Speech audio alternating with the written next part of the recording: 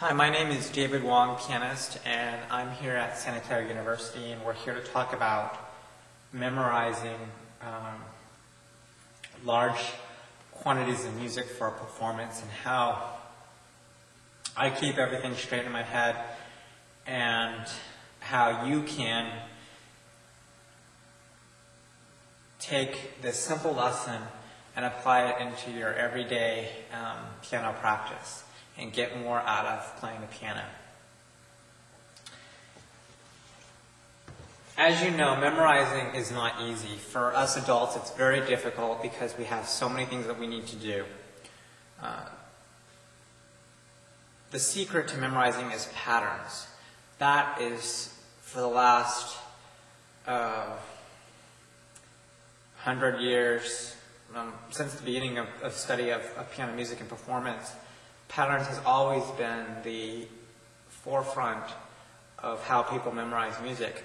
The problem, though, is in explaining it.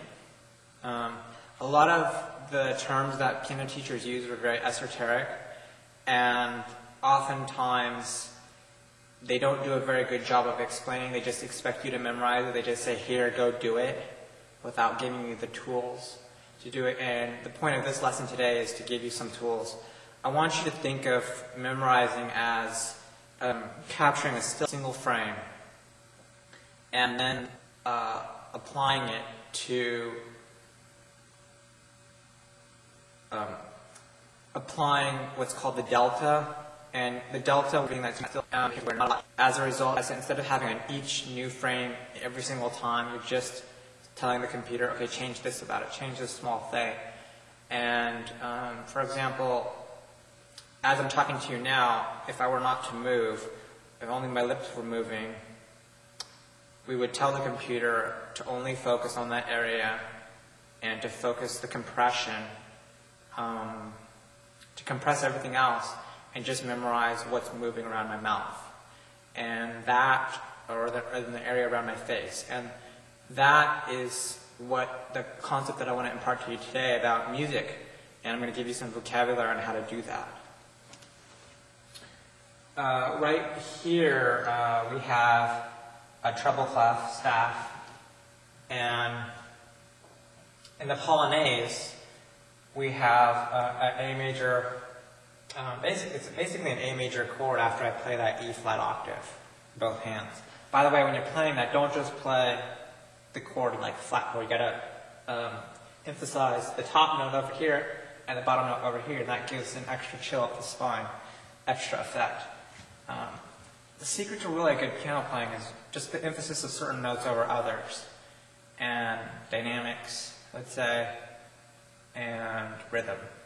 Obviously the right notes, but more important, I think, rhythm and the use of special effects, like playing certain notes louder than others in the same chord, within the same chord, is a really neat effect.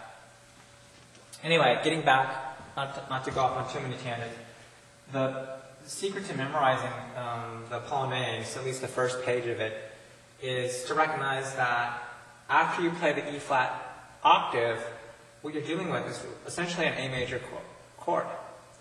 But it doesn't appear like this. It appears in what's called the first inversion. And the first inversion is just taking the bass chord A, C sharp E, and moving it to C sharp E, A. And you take this bottom note, move it to the top. That's all you do. And in music, how we notate it, if this were an A major scale, this would be what's called Roman numeral 1, 5, 3. And this would be called Roman numeral 1, 6, 3. And the reason we call it 5, 3 is the notes, it's 5 notes. You measure it from the bottom note to the top is 5, and then the second number, it's how many steps from the bottom note to the second note, and it's 3 steps. Now, once you realize that it's really just the first inversion of a chord, you memorize it. You don't memorize each individual note. And this is the reason music theory is so important for adults, because it's the only advantage that we have over children is that if we intellectualize everything, I think we can memorize a lot more and keep more music in our minds. After you get to the first inversion, increment everything by a chromatic step. And this is where the MPEG compression analogy comes in.